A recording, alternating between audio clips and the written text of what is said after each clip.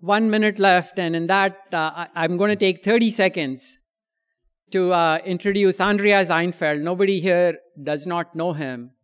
His dietdoctor.com website gets over 350,000 to 1 million hits per day.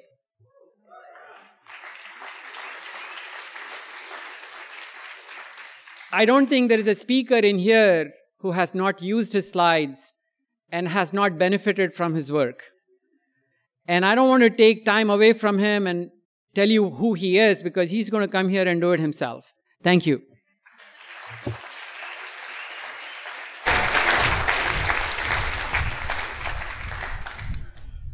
Thank you, Nadir. Great. So I'm really excited to be here to share some practical things about low-carb diets or keto diets or ketogenic diets. I'm sure you've all heard a lot about it, but I want to perhaps share some new insights about how it can be really useful for certain things like weight loss, like reversal of type 2 diabetes and more. So I'll start with a disclosure. So me and our team, we run the health website Diet Doctor. As Nadir said, it's the largest low-carb site in the world, and the goal is to empower people by making low-carb simple. This is funded by an optional membership section. We have no ads, we take no money from industry, and we sell no products. So it's funded by the people. And also another disclosure, I eat low-carb. I've done that for quite some time now, so that's my dietary bias. I'm inclined to believe that hopefully it's not going to kill me, at least not too soon. Fairly confident about that. So this chart is online searches for keto diet in the last few years.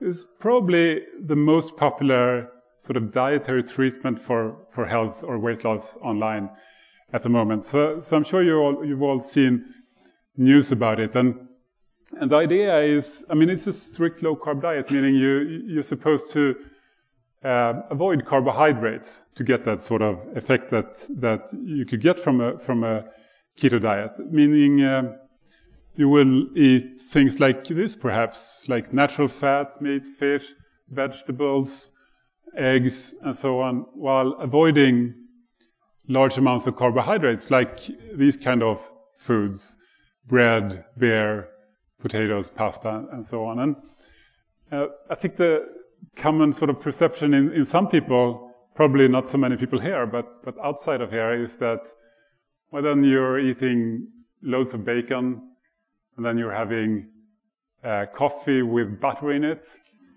in the morning. And, you know, some people do that. I'm not sure I would recommend basing your diet on this, but it's possible. It's certainly low carb, but it doesn't have to be like that.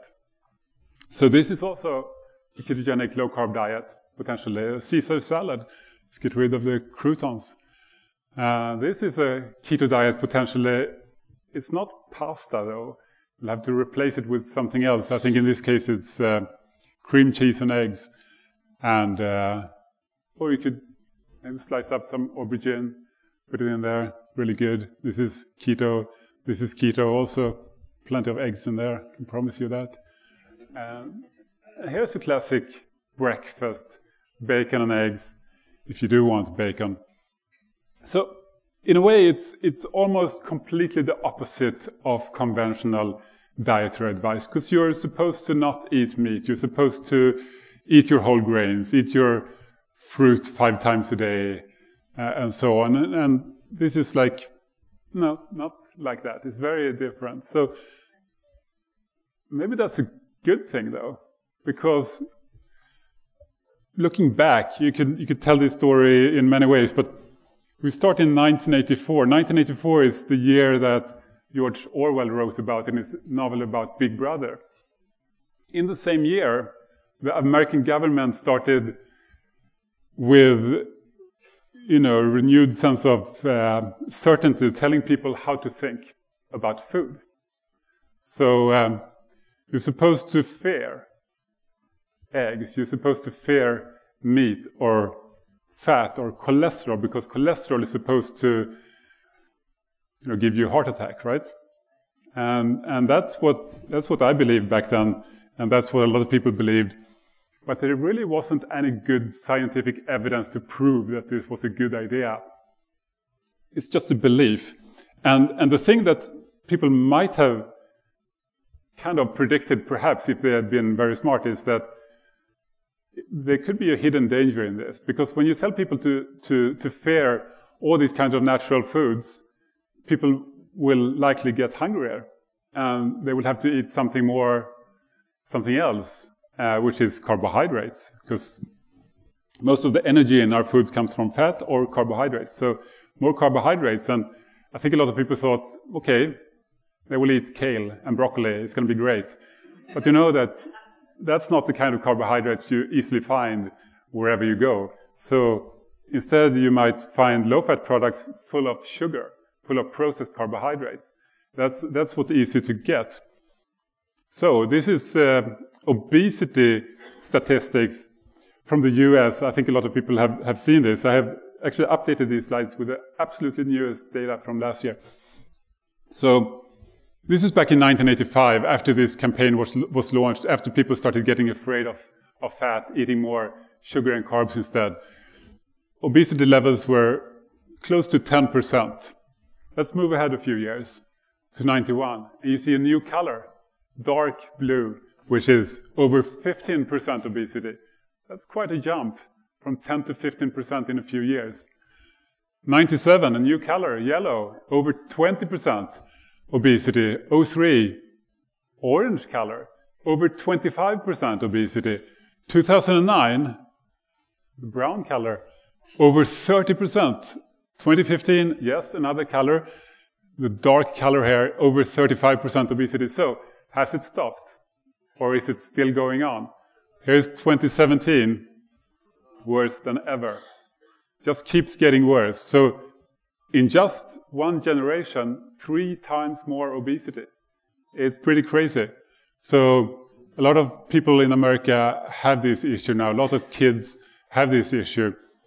And if you look at the obesity chart of the world, sort of all the different countries, you see the United States at the top.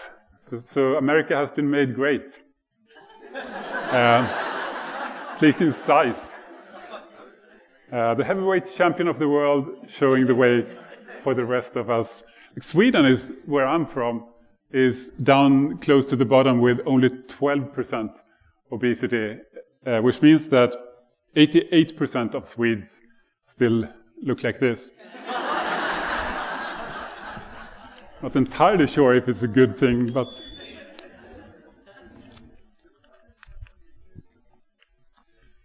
So 3 times more obesity in one generation. Of course, it's not just about obesity, because there is other health issues that sort of come with this epidemic. And one of them is diabetes type 2. So let's look at diabetes, what happened to that. It started in the 60s at around 2% of the adult population. And then we got the dietary guidelines for Americans. And then something happened. Of course, it's, correlation is not causation. We don't know what caused what here. Maybe nothing caused anything, but it doesn't really look like it helped much, these sort of low-fat, high-carb dietary guidelines. And of course, diabetes is a disease where you have too much sugar in the blood. And the sugar in the blood comes from the carbohydrates that you eat. So there could be a connection. This idea that eggs are dangerous, that fat is dangerous, never had much scientific support, if any. And if we look at it today, if you look at all the evidence that we've collected over the decades, it's sort of worse than ever. If you look at all statistical studies where you try to correlate things, you see no evidence that there is even a correlation that, people who eat a lot of butter, they seem to get the same amount of heart disease as other people. People who avoid it, they get the same amount of heart disease. Doesn't seem to be even a correlation there. And if you look at all the interventional studies where you actually test this, where you randomize people to 2 groups and try to get one group to eat less fat, and then you combine all these studies, you see there is, again, no evidence. And the conclusion of this sort of review of all the evidence says that removing SFA, meaning saturated fats, and replacing them with other fats is unlikely to reduce heart disease mortality, or total mortality. And they say that these findings have implications for current dietary recommendations. And the implication, I would say, is that current dietary recommendations are wrong.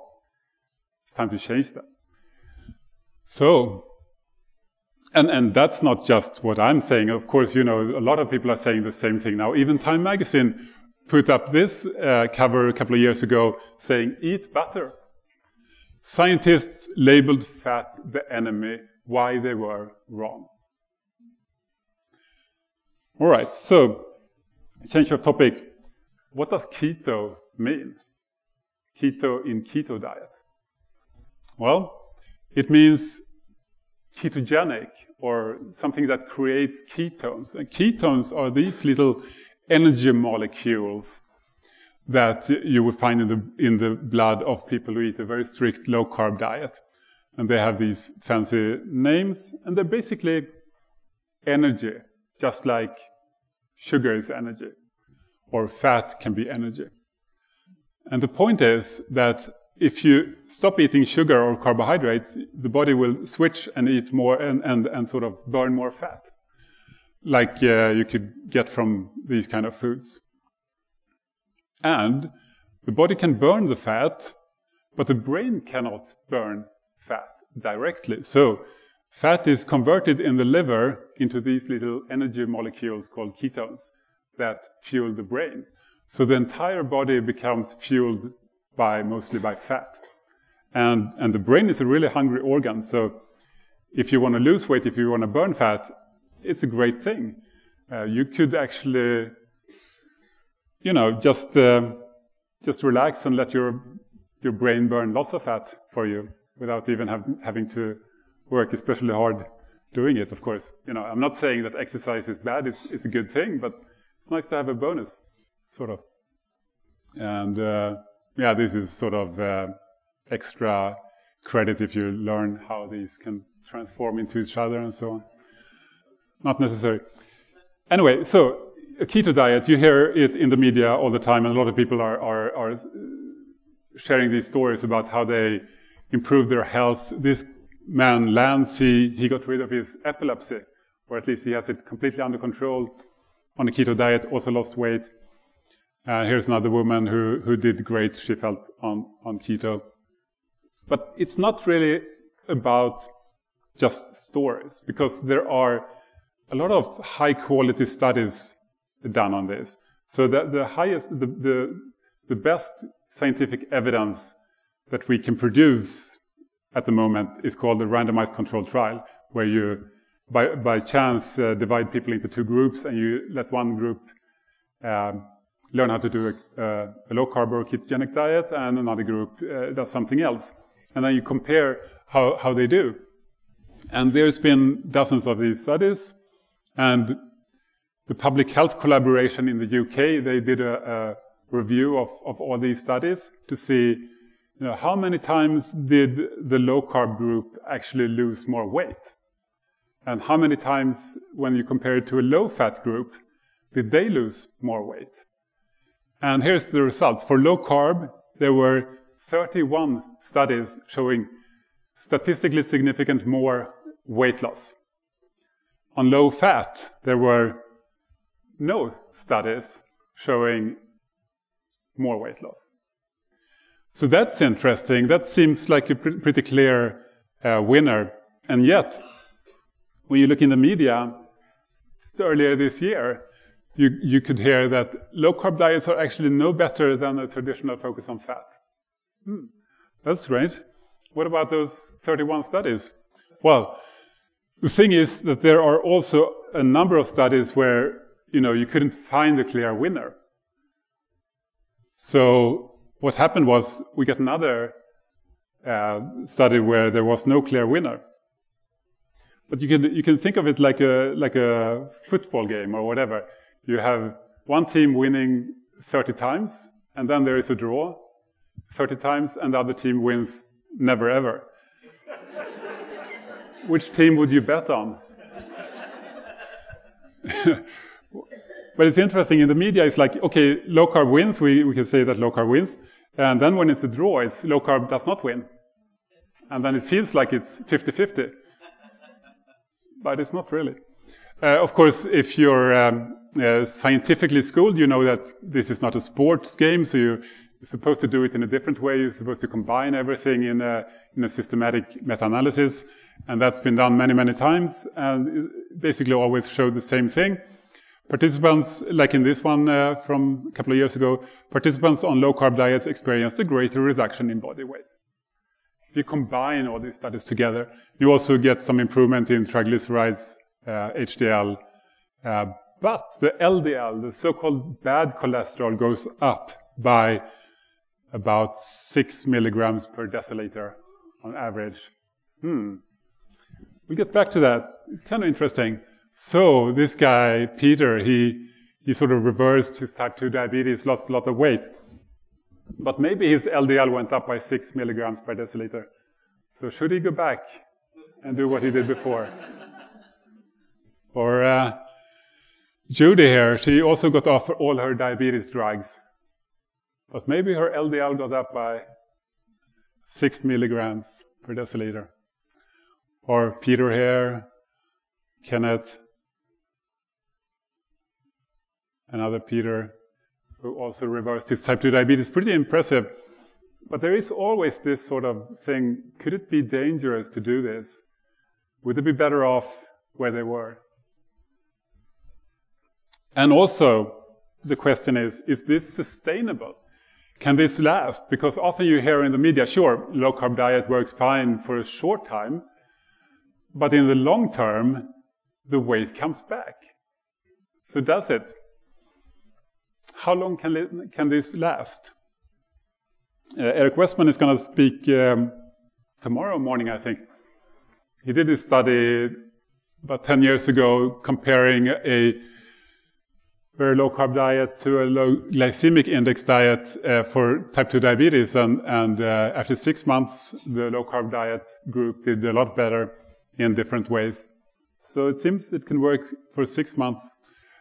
Here's an interesting study about type 2 diabetes that came out this year, done by Verta Health and Sarah Hallberg.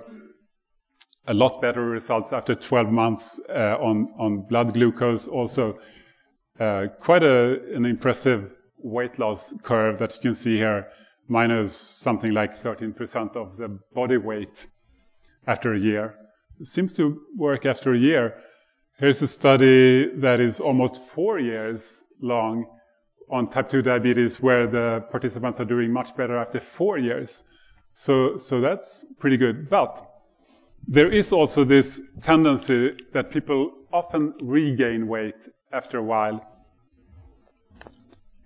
in these studies on average. So why is that? Here's a common example that people often refer to is in a study from Israel published in the New England Journal of Medicine from 10 years ago. And people were randomized to 3 different diet groups, and what you see here is how much weight they lost on average over 2 years. And the purple line is the low-carb group. They lost the most in the beginning, but then it seems like after about 6 months here, the weight starts going up again. So did it stop working there? Maybe it did. However, when you read the study, you can see that they initially told people to try to stay below 4% of energy from carbohydrates. And then after half a year, they asked people what they ate, and they answered that on average, they were eating 41% carbohydrates. So it seems like it's terribly unfair, but it seems like low-carb diets don't work when you don't eat low carb. That's really bad, actually. Terrible. So, but the thing is, what you do in these studies is you take people, a large group of people who volunteer to do a weight loss study, but then you roll the dice or something else random and you divide them into different groups. And in this case, you might be told to eat a low-fat diet or a low-carb diet or a Mediterranean diet, and nobody knows what's best, because that's what the study is going to show. So you're just supposed to eat the way the dice told you to eat for 2 years without anybody telling you that this is the best diet. It's just a diet. So would you do that? Would you go home and faithfully, cook and eat a low-carb diet or a low-fat diet or a Mediterranean diet for a month, every meal? Would you do it for 6 months? Or would you perhaps try to gravitate sort of back to your old habits and forget about that? I think that's what most people do, actually. But back to this question, this terrible unfair thing that once you stop doing it, it stops working. I mean, should we really be surprised about that? Isn't that the case for anything you do when it comes to lifestyle? Like smoking. Let's say you have asthma and you smoke, and someone tells you, if you stop smoking, it's going to be much better for your breathing. And you stop smoking. And yeah, your breathing gets a lot better. But then you start again. And you get back to where you were. Would you then say to people that, I tried that stopping smoking thing? Nah, just works short term, It doesn't work long term. As soon as I started smoking again, the problem came back. You wouldn't say that. How about another silly example? What if you start going to the gym every day and you train super hard and you get lots of muscle and you feel great, and then you stop going to the gym and the muscles start to disappear and you're not as fit anymore? Would you then say that I did try that exercise thing, but it only works short term, doesn't work long term? As soon as I stopped, it stopped working. Or just to make it super silly, what if you try this showering thing and you get all clean and then you stop showering and a few days later or a week later, a month later, you're really dirty. It's like, I tried this shower thing, but it's just like they say, it only works short term. If you stop, it doesn't work. Basically, it's the same thing for all lifestyles, right? But for low carb, in the media, and even for a lot of experts, it seems like if people stop doing it and it stops working, it means the diet doesn't work. Sort of like if you would say that showering doesn't work long term, only short term. Because this is what happens in these long-term randomized trials, that people gravitate back to what they had before. However, there is perhaps a way around this. If you go to these studies, like this Hallberg study, where it seems like, hey, this is a weight loss curve and it's not going up after a year. It just stays down there. But this is not a randomized trial. You haven't had to, roll the dice and follow whatever the dice told you to eat. In this case, people selected themselves. Yes, I want to do this. And the doctors say, this is right for you. This is what we want you to do. This is perfect for you, and we're going to support you in this if you want to do it. And then it seems it can work long term. And we know they actually ate a low-carb diet because they tested the ketone levels in the blood, and people had elevated ketones. So we know people were on a low-carb diet for a year on average. And it seems if you do it long term, it works long term. Just like exercise or whatever. So how long can it work? Is a long-term cure of type 2 diabetes or obesity possible if you keep doing it? I have some really good experience from my 5 or 8 years perhaps working with patients with this. But I asked someone who has much more experience, Dr. Ted Nieman. He's a family physician from Seattle. And he's been working in the same clinic for 15 years, treating patients with low-carb diets. And he says that he has numerous patients who have cured or totally reversed their type 2 diabetes long-term. And when he says cured, it means that they are off all medications and they have completely normal blood glucose levels for at least a year. And then he sort of removes this diagnosis and says, you know, it's a cure. And that happens, he says, with some regularity. He also told me something else that's kind of interesting. He said that for people who just do a low-carb diet, they, in his experience, they basically have to stay very low-carb forever to keep having this great effect. But if people do a low-carb diet and they add a lot of exercise, then they tend to be able to eat some more carbs and still keep the blood glucose levels normal. So that's interesting, I think. Here's another man, Dr. Jay Wortman. He got type 2 diabetes 16 years ago. And he reversed it on low carb, still off all medications with a normal A1C. Seems like he's doing some exercise though, that picture. So maybe that's it as well. Side effects. Are there any side effects from this? Or is it just, you know, perfect? Well, there are side effects, at least from a strict low-carb diet or ketogenic diet. You can have some common side effects, especially in the first week. But it can happen later as well. So I'm going to go through these briefly. The keto flu, probably a lot of you have experienced that. The first week, people get often headache, feel tired, feel irritable.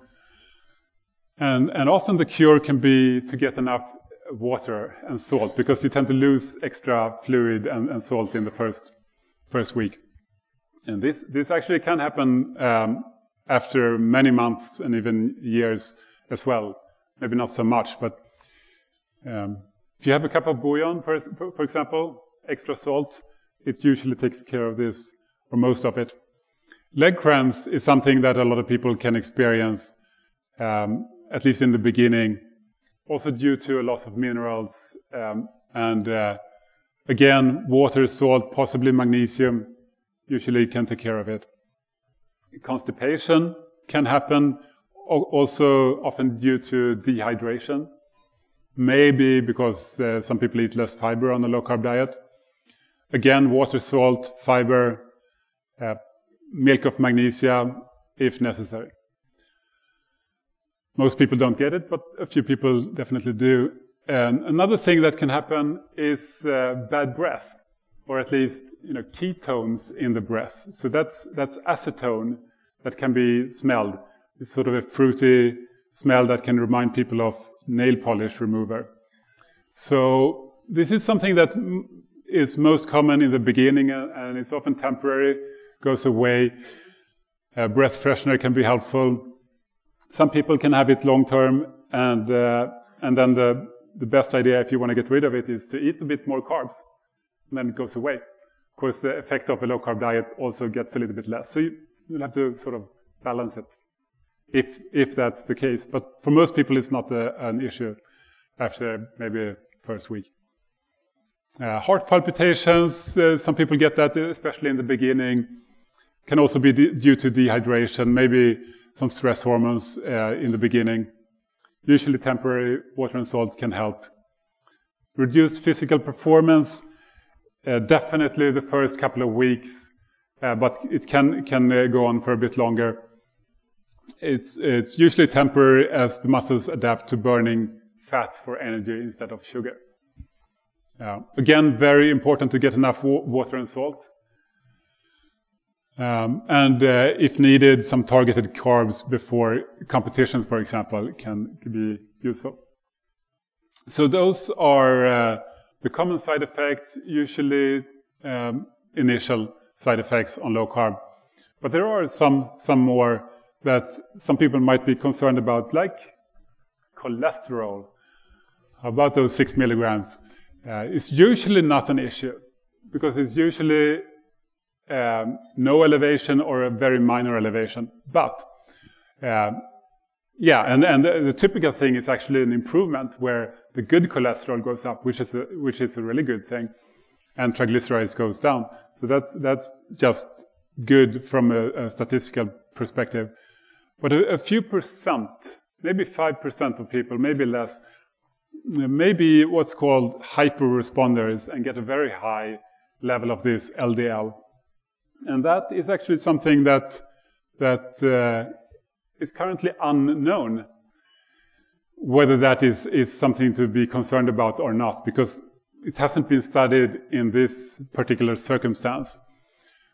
But just to be safe, or if you're worried about it, there are some ways to mitigate this.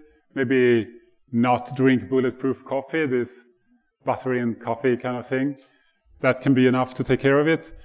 Otherwise, maybe have some less saturated fats and more olive oil, for example. Intermittent fasting can help. And if necessary, if you really want to get your LDL levels down, if you are one of these few people, well, you can always eat more carbs, less fat. But then again, you reduce the effect of a low-carb diet. So that's that. How about this side effect? Can you die from a low-carb diet? Can it shorten your life? You may think so after reading the media. So this is from just a couple of months ago, actually. Low-carb diets could shorten life, studies suggests. All right, what kind of study is this? Because actually, all the studies I know of where you actually test a low-carb diet has not, to my knowledge, ever shown that there are more deaths in any group. But this study was not really on people who actually ate low-carb, but was on the general population. It's this kind of statistical study where you try to find correlations. The problem with these studies is that they basically cannot say what's cause and effect. You can't know. So you get these statistical correlations. They could be due to anything, really. So to really believe them, they have to be very, very strong. For example, people who smoke get lung cancer about 1,000% more often than people who don't smoke. That's a pretty impressive sort of risk elevation. And I'm inclined to believe that it's actually true. But you sort of need at least a doubling of the risk to really believe it. So how much was the risk elevated here? Actually 1.2. It's a 20% risk increase. It's so small, in fact, that it's very hard to know what it's about. Because these people who eat less carbs, they're actually not following the guidelines. So what else happens? What else is true about people who don't follow guidelines? Well, it turns out that they don't follow other health guidelines either. They smoke more. They don't exercise. They do all kinds of dangerous things. So how do we know that it's because of eating slightly fewer carbs? Not a low-carb diet, but slightly fewer carbs. And the answer is we don't know. There's no way to know. Absolutely not.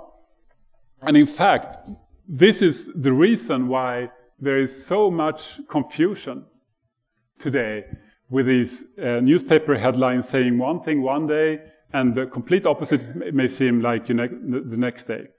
It's because they're all based on these sort of statistical exercises where you can basically find anything and prove whatever you want if you look in the right place. And a lot of people are saying that this is really, really bad science. So this guy, for example, Professor John Ioannidis, he said recently that nutritional epidemiology, which is this kind of science, is a scandal. It should just go to the waste bin. So who is this John? Well, he's the professor of medicine and health research at Stanford University. Also professor of statistics at Stanford University. That's a pretty smart guy, I think. Or this guy, who also knows a thing or two about this, he says, I never believe any headline that says X foodstuff is associated with Y outcomes in health terms, because the science is almost always rubbish. And I think they're right. And we shouldn't believe that kind of science because, you can prove anything about anything with that kind of science. But there are real side effects that would have to be balanced between versus the health benefits you may get on a low-carb diet, like weight loss, like reversal of type 2 diabetes, like reversal of high blood pressure, like improvement in PCOS, like improvements in epilepsy, like improvement in IBS. Many things can get better. So then, you'll have to say, I want to try that to see if I can get better. And then you'll see, is it worth it for you? Only you can tell. Here's another thing. Do you need a lot of fancy supplements to do a low-carb or ketogenic diet? Do you need these MCT oils? Do you need ketone supplements? I would say that you don't. There's actually no good evidence of any kind that it would help you, for example, lose weight or reverse diabetes, or even, performance-wise, it's very unclear whether it really helps. We actually did an experiment with some co-workers of mine. 6 people had got to try this placebo-controlled in our office, and we couldn't find any clear, benefit. So if there is a benefit, it's not huge, gotta say. And there's no other evidence saying it's great either. So I would just suggest to not waste money on that and buy some great food instead. Much better way to spend your money. That's all you need really is real food to do this. So getting towards the end, I thought I was just going to share a little bit of my story with low carb. I got really interested in it back in 2002 when I was 2 years out of med school. I was working as a family doctor for a number of years, and the thing that I find fascinating now is I was treating patients, often patients with type 2 diabetes or high blood pressure or obesity, and nobody really got better.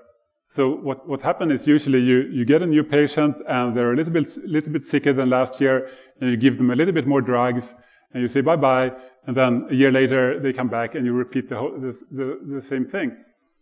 But this wasn't, this wasn't strange. It seemed like this is just what everybody was doing. But then I found a few books about low glycemic index diets, and I got really interested in this because it made perfect logical sense to me that this seems like it could work. And yet, everybody says, or most experts said, this is just a fad diet. It's just stupid. So I started reading some science to try to understand this, and that's when I got really hooked, because the science I found seemed to say that this actually does work, and yet nobody is talking about it. So I tried it myself, and hey, it worked for me. I lost, all the excess weight I'd put on since being 20, and my family and friends tried it and worked great. And then I thought, hey, I'm actually going to try this on a few patients, selected patients like people with diabetes, for example. And that's when I got really hooked, because when they came back, suddenly they were like younger, or at least healthier instead of sicker, which is quite a difference. Suddenly I could remove drugs instead of adding drugs. Suddenly, actually, my patients started to bring me gifts, which I think had never happened before, with some regularity. And I think I'm onto something. And I read, actually, Gary Taubes is going to speak after me, and I'd read a few of his things, the New York Times article and the Science article, and I found it super interesting. And then then I got his Good Calories, Bad Calories book when it was released, and that's when I really started to understand how everything fit together. I remember reading it, trying to finish a patient quickly so I could read a few pages of this book, to finish it within a few days. It's a thick book, but I finished it in a few days. And then I thought, hey, I'm going to have to write something in Swedish about this, because not many Swedes are going to be able to get through that book. It's a thick book, and we need something thinner and in Swedish. So I started writing that book, and while I was writing it, I started a blog in Swedish called Kostdoktorn, which means diet doctor in Swedish. And it's been an exciting journey for me. I mean, I didn't really know anything about writing when I started, and a lot of people write better than me, obviously. Also, a lot of people dress better than me, which might be important, because a lot of blogs back then, this is 2007, they were about the sort of daily outfits of the person writing. So this is Kinsa. She's the most famous blogger in Sweden, the one with the most visitors. So I thought, hey, if I do the same thing, I'm going to get lots of visitors. That was a bit of a failed experiment, actually. So it didn't work. I had to go back to writing about what I knew about boring stuff, like diet and health and stuff. But still, after a month, there were 500 people visiting every day. And I thought, wow, this is pretty fantastic. Instead of talking to one person at a time, I get to speak to 500 people. How great. And a year later, 5,000. And a few years later, 50,000 people a day in Swedish. So, yeah, that was an exciting journey. So I started going to these conferences, meeting these great people like Gary, like Eric, other people, and learning more about this. And then I thought, hey, there's really nothing great in English. This is back in 2011. There's lots of great things now. But I thought, I'm going to start an English site as well. So I did. It's called Diet Doctor. And a few years ago, we were a few people working part-time or freelance doing this. And I had to sort of make a decision, because I was working in this health clinic still part-time, seeing one patient at a time, which is fantastic. Still some of the most gratifying experiences of my life, seeing what people manage to do on a low-carb diet. But one person at a time, if you think that maybe there's a way to help 10 people in that time, maybe 100 people, maybe potentially thousands of people. So after thinking about this for years, I decided I'm actually gonna quit this job and only do the online thing, at least for a while, to see if it works. So I did that, and yeah, I don't think I've regretted it really. I miss it sort of, but it's been even more exciting, because instead of 50,000 people, now it's like 400,000 people per day. And yeah, we started this membership to support it, because we didn't want to have ads or sell products. So we stopped doing all that and only had this voluntary optional membership, which is like Netflix or Spotify, where you get a free month if you like, and if you stay, it's $9 a month after that. Now we got over 50,000 people supporting us. So instead of, and we're using everything to build this company to do great and exciting things. So instead of a few people working part-time, now we're 40 people working with this, 23 people full-time. It's really exciting to me to see what we can hopefully do together. This is a fantastic team that have joined this thing. And so this has made it possible to produce lots of free resources online. You don't have to join, you can just use this. For example, free guides to low carb and keto, free news. Hey, cardiologist in Houston Chronicle. And it's not Nadir. Who could it be? He's going to be here too. It's Brett Scher. He's going to speak as well. Yes, and it's in Spanish. Do you know anybody who speaks Spanish? It's now in Spanish. So, and there's hundreds, well, 600, 700, I think, recipes online. This is the most popular recipe, which is ironic, I guess. The second most popular recipe, can it be? Yes, pizza. There's no flour, only almond flour, actually. 600 success stories, with amazing stories that people have sent. These visual guides that you can check out, what kind of vegetables are low carb or keto. All of this stuff, by the way, is free. How many people are doctors in here? Can you raise your hand? Quite a few people. So we're building this resource, a free resource for doctors who want to learn how to do low carb in a safe and effective way. So you can use it. We have a video series with this amazing gentleman, Dr. David Unwin from the UK, teaching you how to do low carb safely and effectively with your patients. Eric Westman, Sarah Hallberg, and other people are also there teaching healthcare professionals how to do this. And lots of videos for other people as well. Let's see. And yes, and meal plans and shopping lists, etc., etc. Leaflets to print, if you like. And really, this is what it is all about. I'm going to show you a little video of what can happen. My energy increased. I was able to sleep. I got off the medications that I had been on for 20 plus years for high blood pressure. 2014, beginning of 2015, I was off all my medications. That hunger that I had for my entire life wasn't there. Her energy level, and much like mine, our mental well-being has improved as much as our physical health. I went from 374 pounds to 139 pounds. I lost 200 pounds in roughly 18 months. The real freedom was the emotional freedom, not having to crave and not having these blood sugar dips and spikes. I now take 0 medication, and I was on 4 different types of tablets, maybe 6 tablets a day. I feel like work-wise, I can be more focused on projects and get through projects better. I feel absolutely free of IBS now. It's good. My life was transformed by it. I would have never believed that within my lifespan, I would have my life back like this.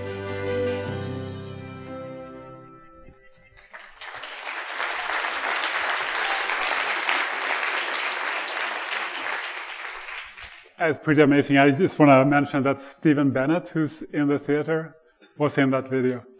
Thank you, Stephen.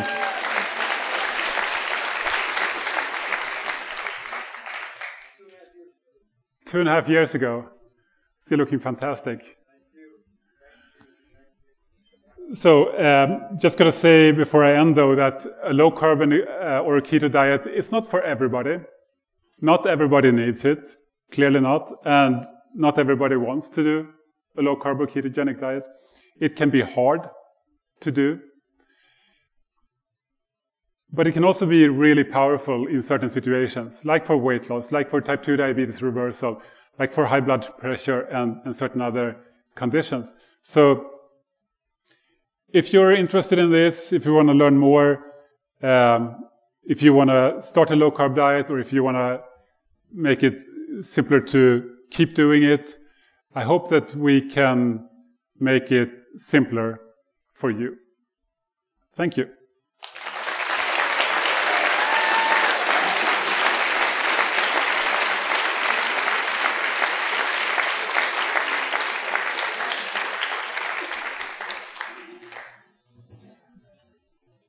So, I don't know if we have time for a few questions or if it's Gary time, maybe.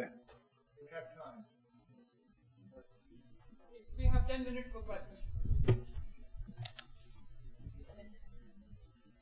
So, how do we do the questions? So, the questions, you can come up to the microphone. You can come up to the microphone right up there. You can line up and ask questions. All right, the other side.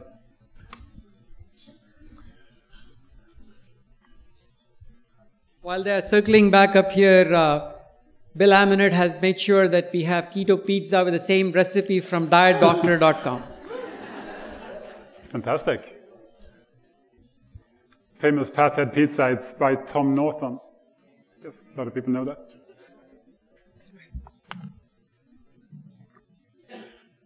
Bill, go ahead. Seems to work. You early on showed a graph where you had healthiest outcomes for like Sweden and Italy and Switzerland. So my question is, how have you been able to influence the guidelines for schools and government workers and things like that in Sweden? Oh, how we have been able to implement the guidelines in Sweden. Unfortunately, the guidelines in Sweden are very, very similar to the guidelines everywhere, the official dietary recommendations. It's basically the same. We're just copying you guys. So I think it's all right. So I think what's going to happen or has to happen for the rest of the world to change is for Washington to change. So, which is a hard thing to do, but it will happen eventually. It's just a question of, is it going to take 5 years or 50 years? Nina Teicholz, of course, is working hard to make sure it's 5 years. So if you want to support that, you can go to the nutritioncoalition.com or .org and sign up as a supporter. I think they can really do great things to make it happen much faster. Yeah, I'm a physician, and I'm reading a lot about the microbiome. And with this radical change of diet, you'd wonder about the microbiome changing very much in this. Has anyone looked into the possibility that some of these things are actually changes in the patient's microbiome? Mm-hmm. So what happens to the microbiome if you eat a low-carb diet? Yes. So I mean, every dietary change is gonna change the microbiome. I think it's a lot about eating a very varied diet. If you want to have a sort of many different kinds of bacteria in your gut, you may want to have quite a varied diet, and you may want to eat plenty of vegetables. In that case, like non-starchy vegetables, you could still do a low-carb diet and have a lot of nice bugs in your stomach. If you think that's important, I mean, it's still controversial. Yeah, the fact that it works for IBS is very interesting. That would be a big factor in that. Anyway. Yeah, so it works. It seems to work quite well for IBS, and maybe it's because a lot of people eat less fiber, which can actually be a good thing for some people if they have problem with gas and cramping and so on.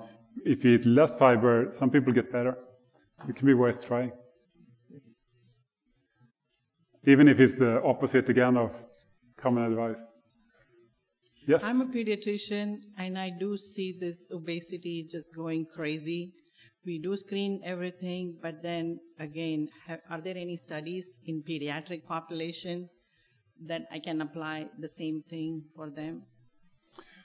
Are there any studies for pediatric populations? There are a couple of studies at least. I think people are like 12 or above or something like that. I can give you the links to those studies, randomized controlled trials showing a good effect. So down to that sort of age group, there are good studies. Younger than that, I don't think there are, except for epilepsy studies and so on. I see from 4-year-old, 95 percentile, 99 percentile BMI. So your website is great. So is there a way I can use it from my website, a link, so that they can go and Oh, sure. If you want a link from your website to Diet Doctor, feel free to do so. Okay, I'll talk to you. That's great. Okay. Let's talk more. Thank you. Hello, Eric. Thank you, Andreas. I'm Dr. Eric Westman at Duke University, and wow. So one guideline has changed, and that's the Obesity Medicine Association guideline. It's the largest group of doctors who treat obesity and diabetes, or specifically obesity, but we treat diabetes as well. That guideline has included the keto diet in it. And you were invited to our meeting just last month, I believe it was, and you were on the panel with Dr. Osner from Miami, a cardiologist there. I wonder what your impressions were. There are lots of changes occurring among doctors in the U.S., and you don't have to wait for the governmental guideline to change what you eat, is what I got from your talk here. But what were your impressions of coming to our meeting in D.C.? Thank you, Eric, for inviting me. I think it was great. I really enjoyed. So that was a conference, I think 800 people, mostly doctors. Very, very friendly reception, I feel. And dozens and dozens of doctors coming up saying that they use low carb with their patients who have obesity to treat obesity with great effect. So I do think things are starting to change. And those people are doctors who are specialized in obesity treatment. And a lot of them know that low carb is possibly the most effective diet to do that, it seems like. Hello, doctor. I'm Patty McGoy, and I'm a community member and a patient of Dr. Ali's. My question for you is, how sustainable is keto eating? Because it's like eating from the top of the food chain. And what if we get 7 billion people on the planet all looking for grass-fed beef? Hey, it's a great question. I would start by saying I don't think 7 billion people need to eat a keto diet, fortunately. It's more of a diet that is meant for people who need it for health reasons. Secondly, I would say that it's not necessary to eat more meat to eat a keto diet.